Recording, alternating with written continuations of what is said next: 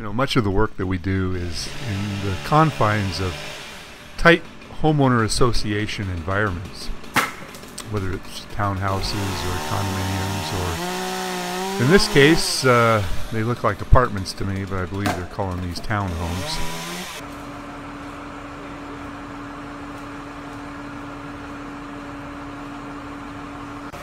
So if you follow my videos, you'll probably remember this tree from last year. I want you to take a look at the base of the tree. Do you see these incisions? What do you think happened here? Well, I think that a long time ago somebody took a chainsaw or a chisel and worked on some defects on the base of the tree. This is an educated guess. I may be wrong, but I believe there is concrete in the base of this tree. So I got the job to remove this tree. Last year it was to prune it, but there were so many defects that they decided it's time to get rid of this. There's too many weak spots, too many rotten spots, way too many cables in this tree. I think there was 9 cables when we started. We cut 2 out of it at this point. So this tree really is a bit of a historical record of what tree work used to be like 50 and 100 years ago. There were quite a few companies back then that would frequently fill cavities with cement. Now you have to ask yourself, why did they put cement in the tree? Well, the theory was that the new active tissue would have a solid surface to grow up over and fill it. Clearly this one was not filled. I don't know if that was a newer cavity that just continued to rot. But what we have learned in the industry is that the cement that was used to fill these cavities didn't protect the tree. It did allow the surface to close up, but the decay underneath the cement continued to grow and continued to get worse. So now we don't use cement. We don't use many fillers at all. Look at that old bolt right there. That was actually a square bolt that was bent over to make use for that old cable installation. There's an old turnbuckle. You don't find turnbuckles in cabling too often. And a lot of you guys probably don't even run into trees that have cables to it. Look at that concrete. You don't run into cables too often in the trees. It was a California thing. And there was a lot of companies that started doing a lot of experimental tree work, and you know, it was a good idea. A lot of these thoughts were really good ideas back then, but it's taken a long time to show the results of what some of these past operations did to the trees. You know, in many cases, the trees survived the cement, but it was recognized that it was not really a good idea, so we don't really do that anymore. So we got the job to remove this tree. It was a pretty tight location. Jorge's up there doing the removal. How big? I got up there and I did some of the removal. I chose to work ground on this one. We've got a new ground worker that needed a lot of guidance, so I stayed down and worked with him. He's a good, tough worker, and I think he shows a lot of promise. But because we're working in such a tight area, we did have to do a lot of roping. There's buildings all the way around it. There's concrete at the base of it. And you know, actually, the last time we worked up here, we chipped a piece of the concrete, and I had to do a repair. So it's a tough job. One thing to understand with this particular type of wood, this is Quercus agrifolia, coast live oak, one of the more common large trees we have in our area, that when you work on this particular type of tree, you end up gumming up the chain and the bar. It's got some kind of a pitchy substance, not like a pine tree, but there's something on it that adheres to the chainsaw, and you frequently have got to scrape it all down, otherwise you end up with a bar that becomes thicker from this buildup, and the thickness actually makes it harder to cut. It won't make any difference, Lucy.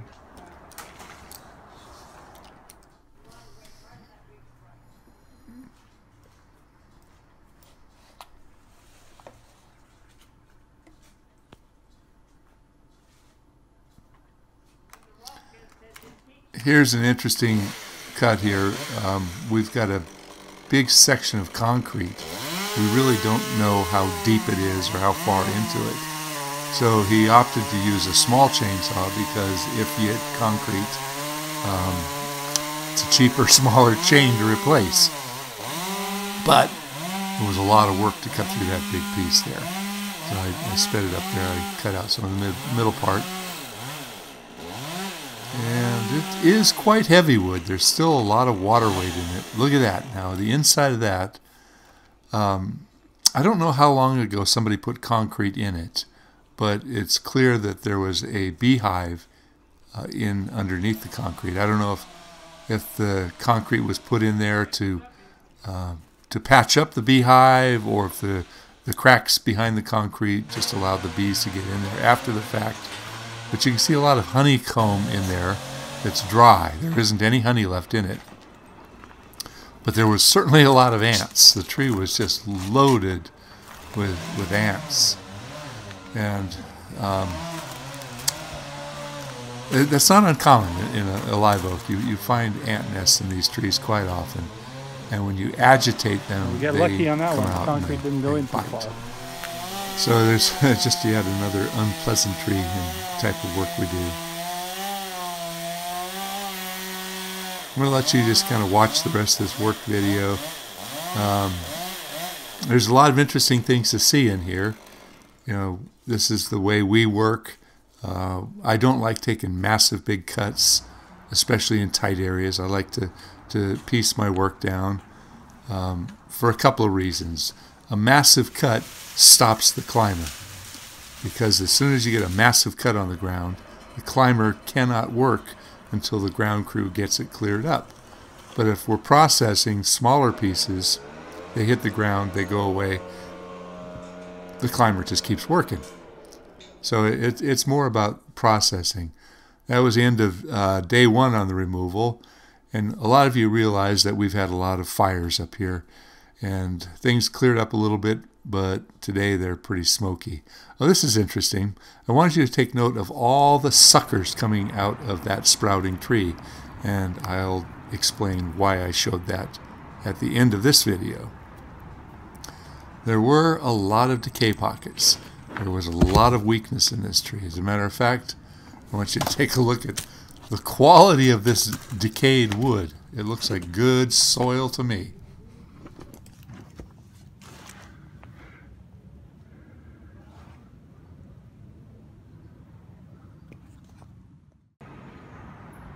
All right, how many of you have ever utilized the stuff that rots on the inside of a tree for growing plants?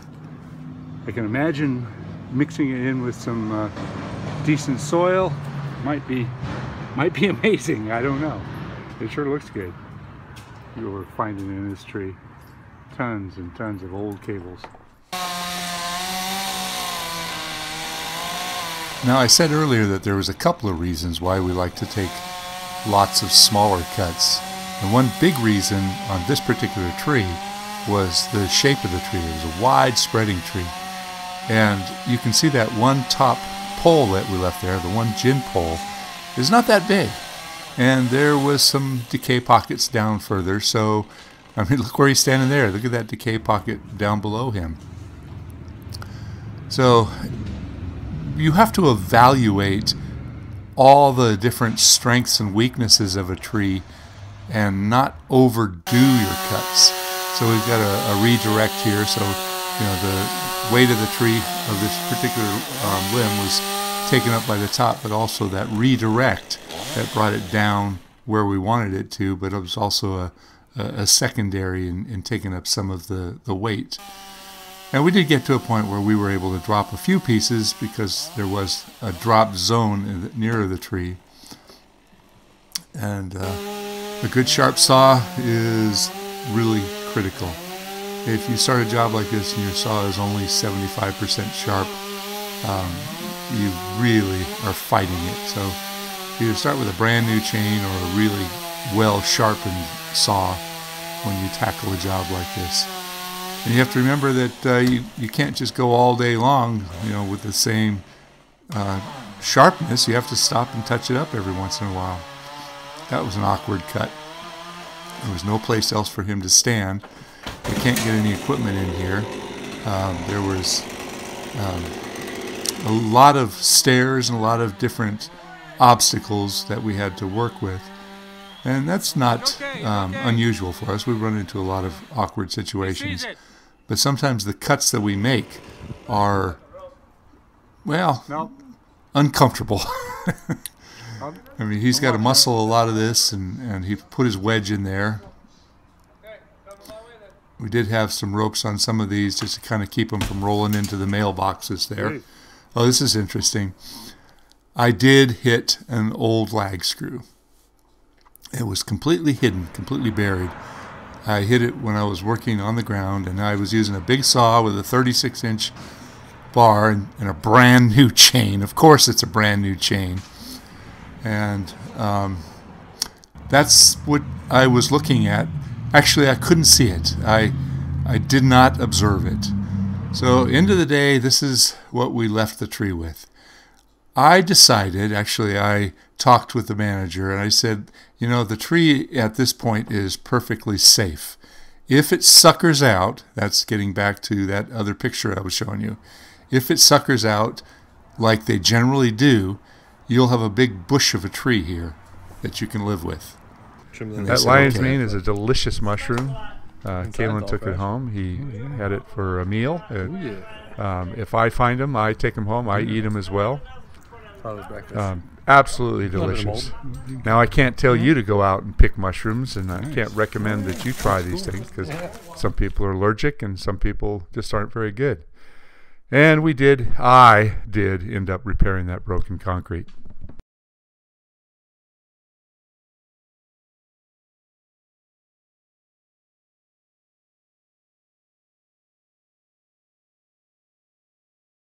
Okay, I can hear it now. A lot of you are saying, why don't you just cut that down to the ground and start over? Plant some new trees, do it right.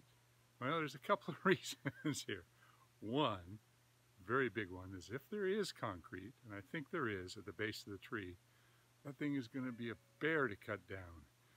I don't have a chainsaw that cuts through concrete, and if there was a sizable amount of concrete, which is quite often the case, then I'd have a big trunk to deal with that I'm not quite sure how I'd even get it out of there. Second off, the people that lived there were really sad to see that tree go. And while it is never a recommended pruning procedure to do such a hard topping, oftentimes a tree will live on. It'll be safe. It'll be a mass of suckers. It'll never be what it was.